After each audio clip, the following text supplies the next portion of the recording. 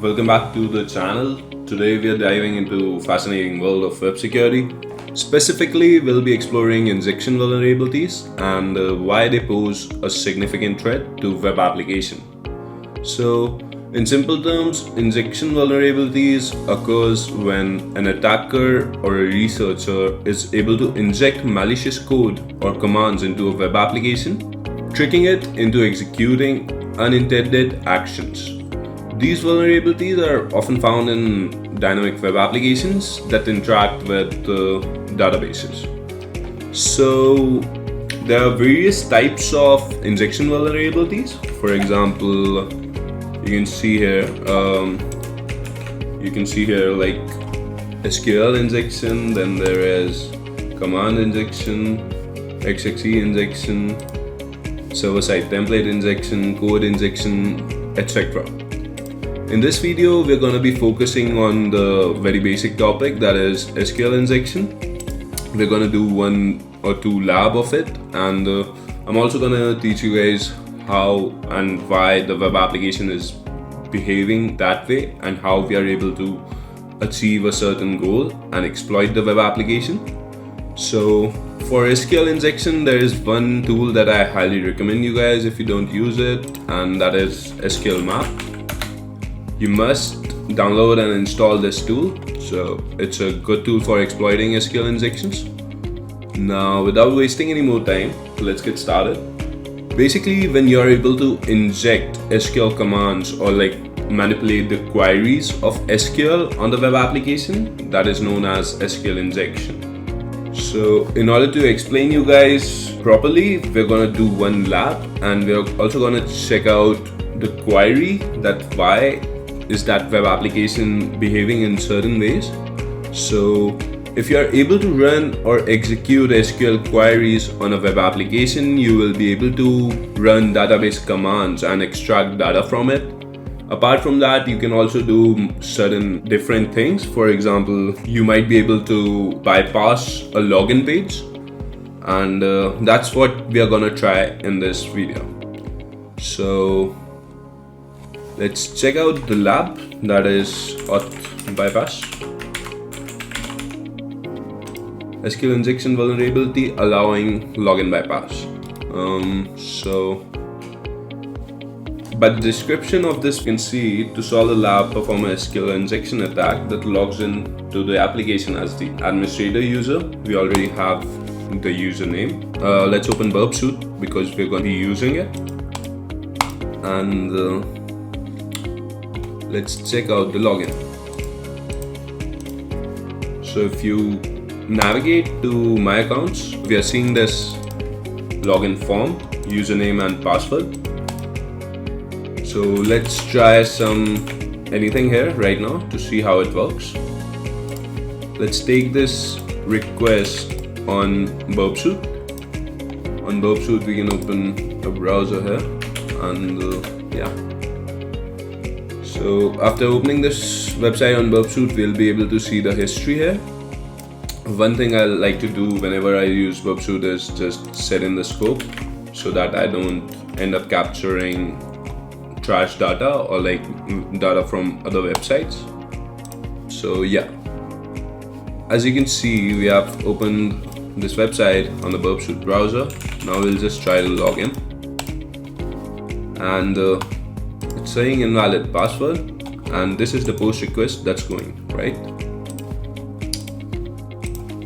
So what might be happening in the backend if we try to figure that stuff out? For figuring that stuff out, let's try to recreate what kind of behavior is happening on the web application. So this web application is taking user input, that is username and password. Then it's querying the data into the database, like that user input is getting searched into the database, and then if we enter the right credentials, right username and right password, we are able to log in. So this web application is using SQL to communicate with the database, right? Now let's see SQL PHP login tutorial. So just to see how or what kind of query might be executing on this login page.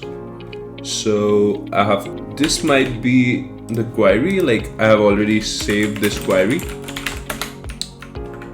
as what might be happening on the backend. So for you to understand properly, let's change this to password. So if you check in here, this will be the query that is executing on the backend, right? So select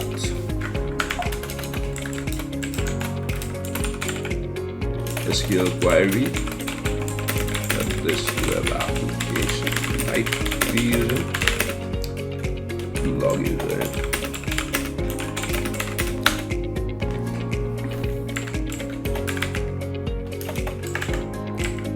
So as you can see this is the query that might be getting used here. Select ID from admin, where username equals to, we'll enter this username here, and passcode equals to, we'll enter the password there. So because our user input is getting into this form and it's executing this particular query, so we are able to control this user input, and then we are able to control this particular user input. And to test this, so if we enter test and test like this, so the query will become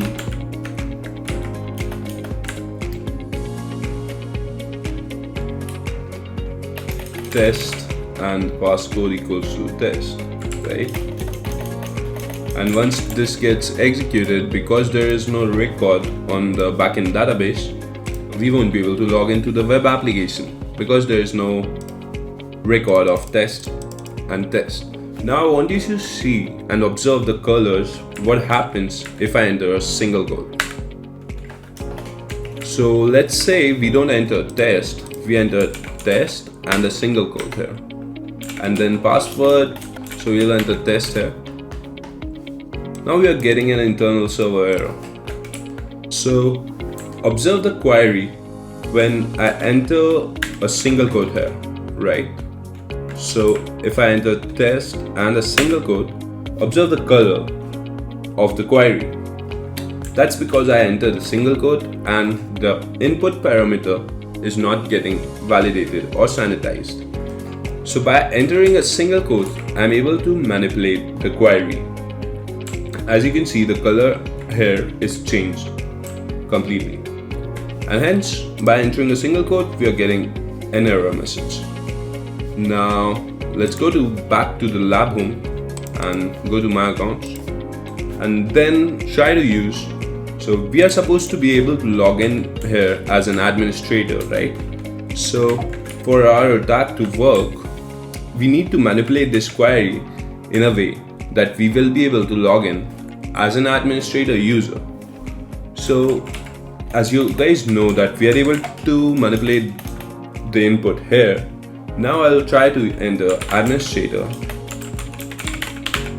single quote, and then hyphen hyphen. So if you don't understand much of SQL, don't worry. Just know that hyphen hyphen can comment out the rest of the thing. It's equivalent to commenting out a line. So in JavaScript, you comment out a line by double slash. And in SQL, you can comment out the line by hyphen hyphen. Depending on the database that is being used, there can be different variants. So now, our query that is actually valid and is gonna execute on the web application remains select ID from admin, where username equals to administrator. And we have commented out everything that's here that talks about password. So let's try this. For trying this out, we'll have to enter this administrator single quote hyphen hyphen into the username field. And for password, you can enter anything because it doesn't matter, because the whole query has been commented out. After trying that input, we are able to log in here, right? So yeah, this is how we managed to bypass a login page by using SQL injection. So this is pretty much it. I tried to keep this video short. If you have any doubts or like any suggestions, please comment down below. Subscribe to my channel. Thank you so much. Bye.